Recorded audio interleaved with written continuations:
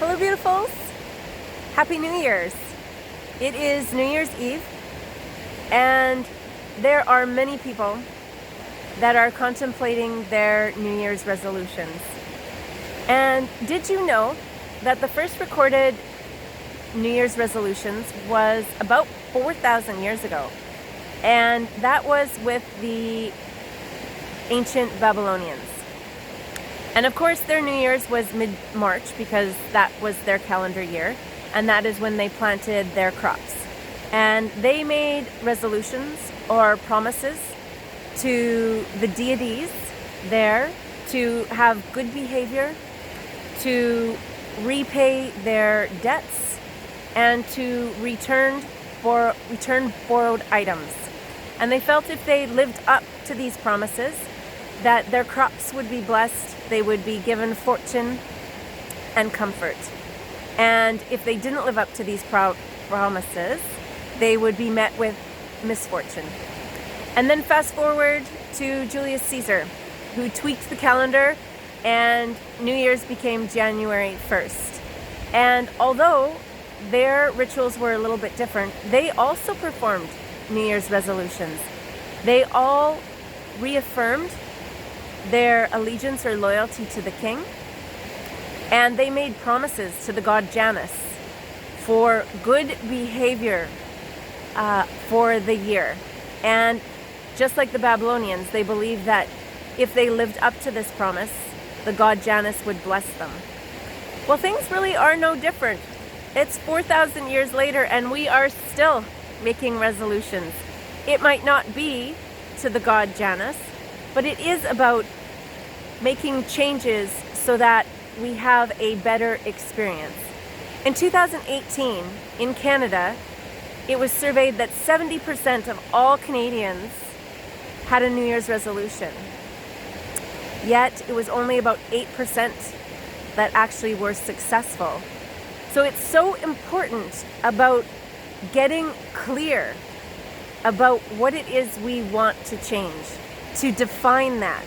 And I thought I would share just a few tips today on some ways that we can possibly help us to reinforce the success of our New Year's resolution. So that one is getting really clear, defining what it is we want to change, and to actually feel the feeling as if it's already been changed. Understand what feeling it is within our experience we want to change. And the reason why we want to instigate the change by acknowledging our feelings is because feelings almost always outweigh our thoughts. So if we have feeling and impetus behind our motivation, we can override old thought patterns. Yet, if we don't have the adequate passion behind our drive to do this, our thought patterns will easily override those feelings. One of the ways to determine how passionate you are is to simply analyze that. How passionate are you about this particular decision? Are there things that you really desire that seem contrary to what you're trying to accomplish? And what is the feeling when you compare the idea of the change to status quo? Where does that impetus lie? Another tool that you can use is mindfulness. And mindfulness alone will not help us succeed in reaching our resolutions. But as one of the tools, it definitely will help ensure our success. The reason is because mindfulness takes us to a place where we slow down and we become aware of our thoughts, our feelings, the sensations, and our behaviors. And in that slowed process, combined with awareness, there's a pause. And in that pause, it allows us to make conscious choice.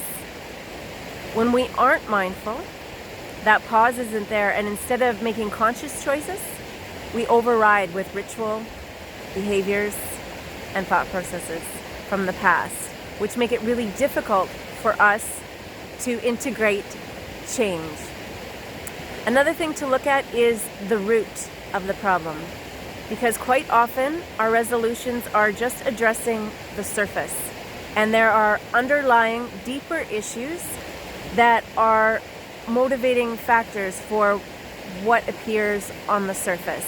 And sometimes those are difficult to get at, and you might need the assistance of someone like myself to do that.